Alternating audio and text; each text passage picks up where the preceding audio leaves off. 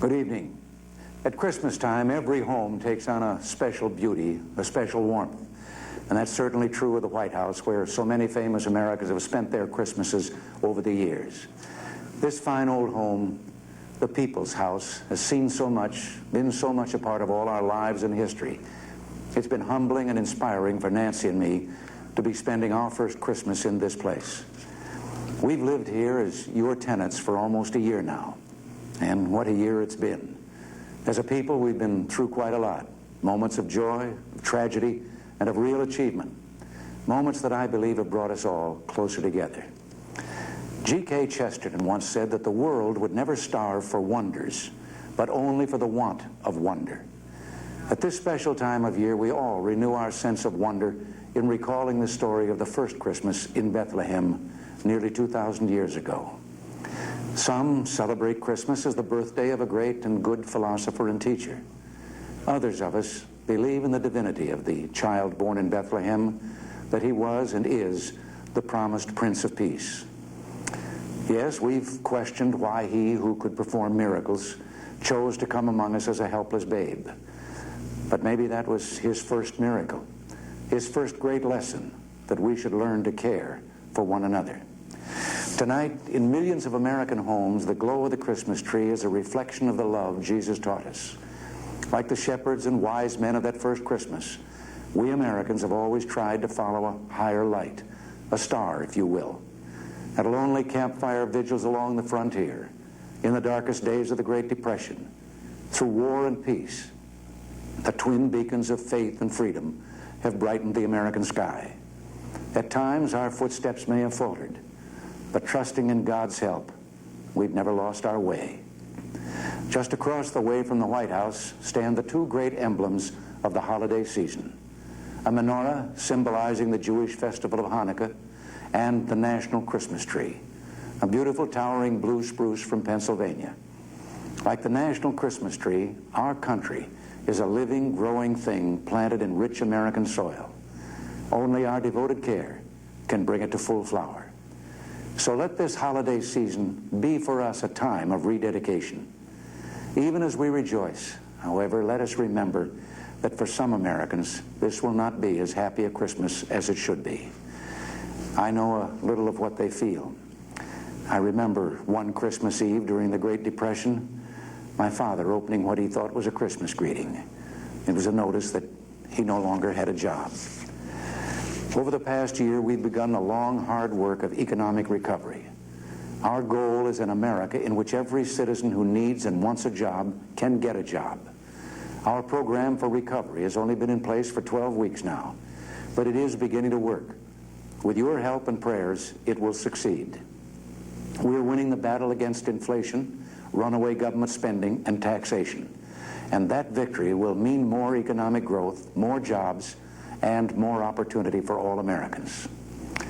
A few months before he took up residence in this house, one of my predecessors, John Kennedy, tried to sum up the temper of the times with a quote from an author closely tied to Christmas, Charles Dickens.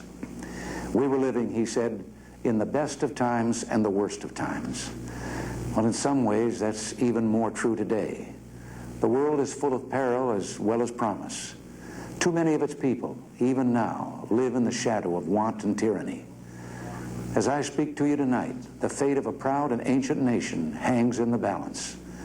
For 1,000 years, Christmas has been celebrated in Poland, a land of deep religious faith.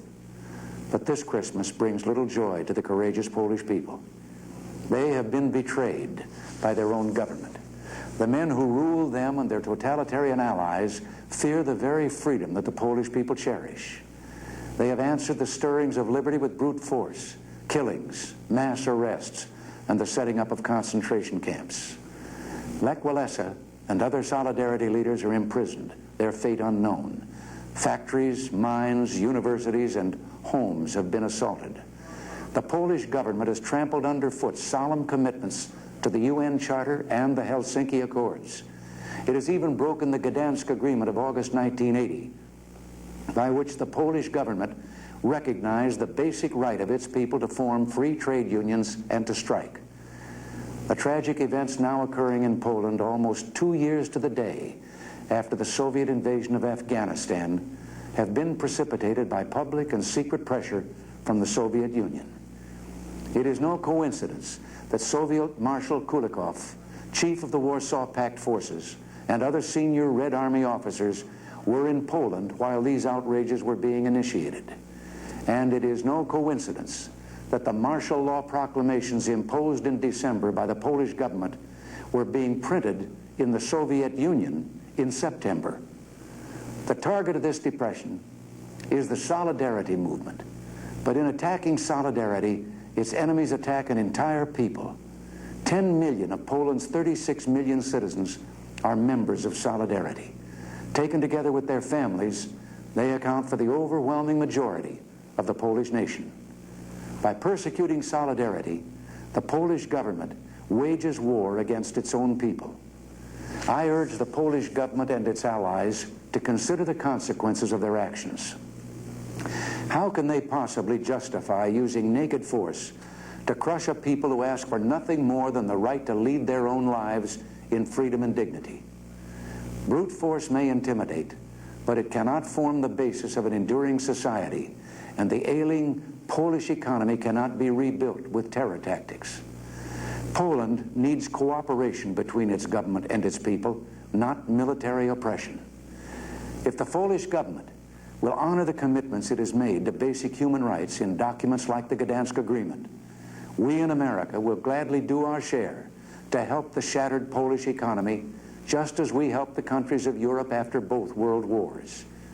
It's ironic that we offered, and Poland expressed interest in accepting our help after World War II. The Soviet Union intervened then and refused to allow such help to Poland. But if the forces of tyranny in Poland and those who incite them from without do not relent, they should prepare themselves for serious consequences. Already, throughout the free world, citizens have publicly demonstrated their support for the Polish people. Our government and those of our allies have expressed moral revulsion at the police state tactics of Poland's oppressors. The Church has also spoken out in spite of threats and intimidation. But our reaction cannot stop there. I want emphatically to state tonight that if the outrages in Poland do not cease, we cannot and will not conduct business as usual with the perpetrators and those who aid and abet them. Make no mistake, their crime will cost them dearly in their future dealings with America and free peoples everywhere. I do not make this statement lightly or without serious reflection. We have been measured and deliberate in our reaction to the tragic events in Poland. We have not acted in haste, and the steps I will outline tonight and others we may take in the days ahead are firm, just, and reasonable. In order to aid the suffering Polish people during this critical period, we will continue the shipment of food through private humanitarian channels, but only so long as we know that the Polish people themselves receive the food. The neighboring country of Austria has opened her doors to refugees from Poland. I have therefore directed that American assistance, including supplies of basic foodstuffs, be offered to aid the Austrians in providing for these refugees. But to underscore our fundamental opposition to the repressive actions taken by the